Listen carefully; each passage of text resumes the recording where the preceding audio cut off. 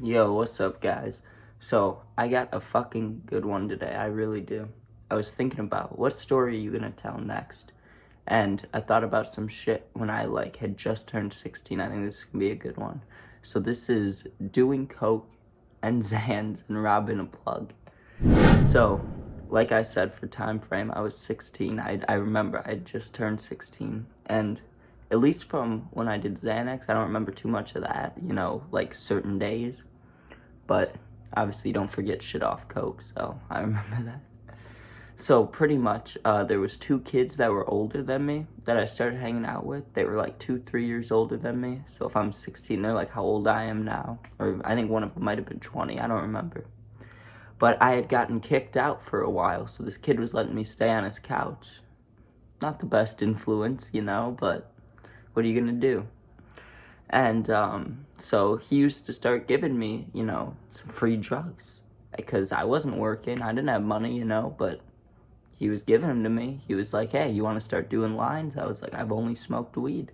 And then he's like, try this. So I tried it, and I mean, obviously don't do any of these things. They're bad for you. But at the time, it was very fun.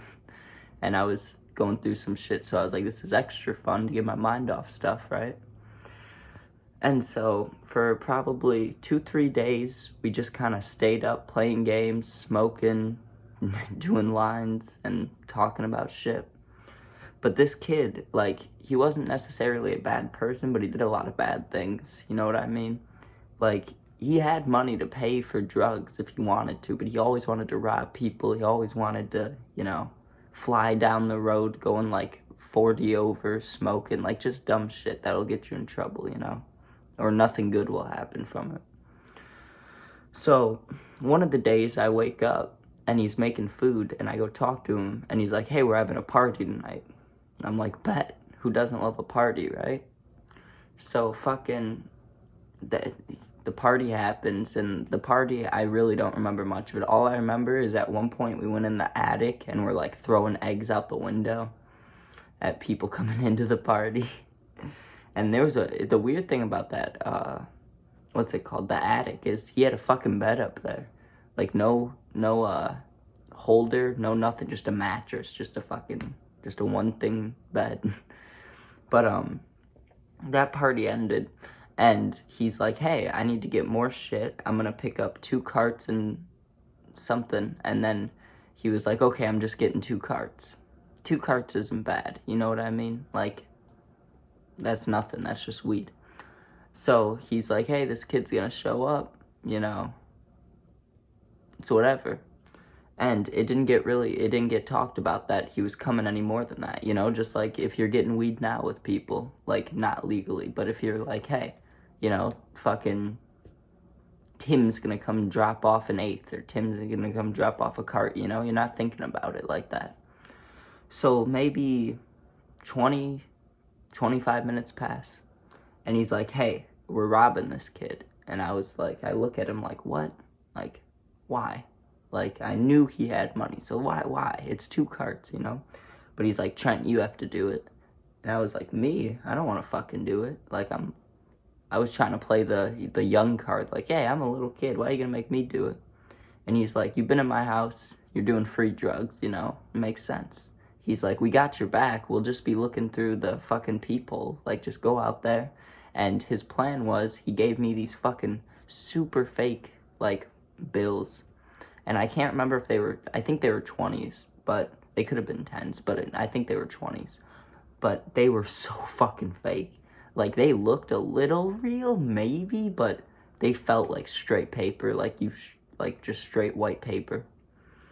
I don't even know where he got them, because it wasn't like play money, because play money feels a different way. This was like just paper that got printed onto. So he's like, pretty much, you're gonna go out there, you're gonna give him the money, and you're not even gonna think about it. You're just gonna grab the carts, and if you have to run, but just come right back to the house, and literally, if they're gonna try to hurt you, we're gonna come out. So I'm like, okay, I don't want to do this, obviously. I was anxious about it the whole time waiting. But I'm like, I am staying at his house, I'm getting free shit, It's just weed, I probably won't get fucking, like, shot over it, or fucking, beat up too bad for 2 carts. Plus, I felt kind of good with them having my back because they were bigger, you know? So I'm like, all right, what are you gonna do? I gotta do it. So while we're waiting, of course, we're doing lines, we're doing stuff. I'm getting hyped up for it. You know, they're hyping me up. They're like, we do this shit all the time. You'll be fine. Looking back at it, not a great influence at all. Not good things I was doing. But at the time, dumber, younger. And I'm just like, fuck it. It is what it is. You know, I felt like I didn't have a choice really. I'm like, I'm staying here. I gotta do it. So the kid pulls up, and I'm nervous as fuck now. I'm standing by the door. I'm breathing. I'm like trying to hype myself up. I'm like, it'll be okay. Just fucking get it over with, you know? So I go out there, and this is what I was not expecting. What I was expecting was a driver, you know? The last thing I thought about is how many people were gonna be in the car. And there was a driver, passenger, and the back seat was, had, I think, only one person, but their window was down. Everybody's windows were down.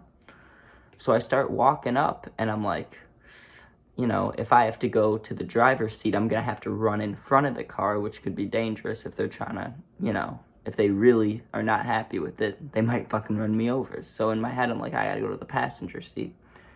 And I had the money in my pocket, and I kind of just grabbed it and rolled it just so it was a little less, you know, like obviously it was going to feel fake right away, but look-wise, like, I don't know, I feel like people roll up money more during drug deals.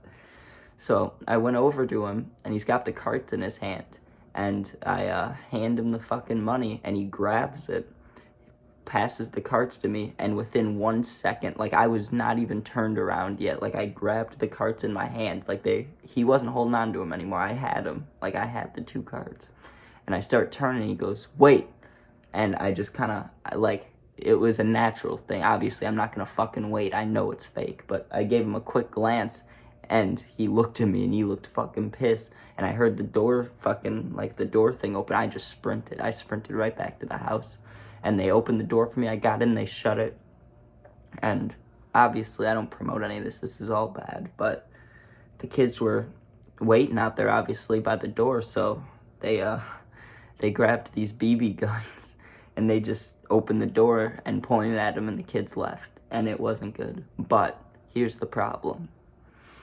One of the kids knew me. I didn't know that. One of the kids in the car knew me. So fucking within 30 minutes, because there's some great people in my town, my hometown, you know, within 30 minutes they were able to get my address and just pay somebody for it. Because someone was like, hey, Trent lives here, send me $20.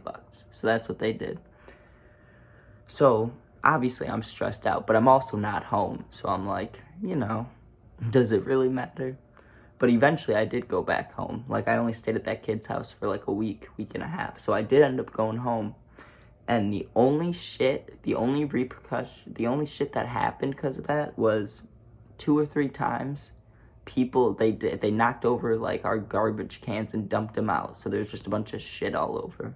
And I had to clean it up. But like, in my head, I was like, I didn't get my ass beat, you know. No one like hurt anybody I am friends with, you know. And I got 2 carts for free. Well, we shared them, but I got one of them to take back with me because I did it, you know. But it was really dumb. But I just thought it would be funny to talk about it because I was stressing for a year and a half after that, thinking I was randomly gonna see these kids somewhere and they were gonna be like, well, now we're gonna beat your ass. But now it's been like 3 fucking years, and I'm like, 2 carts, what's someone gonna do over that? Like, I'll pay him for the carts if I really needed to. It's not that big of a deal. But like I was saying before, I do not promote any of the drug use. I did a lot of stuff, and I'll probably talk about it more, you know.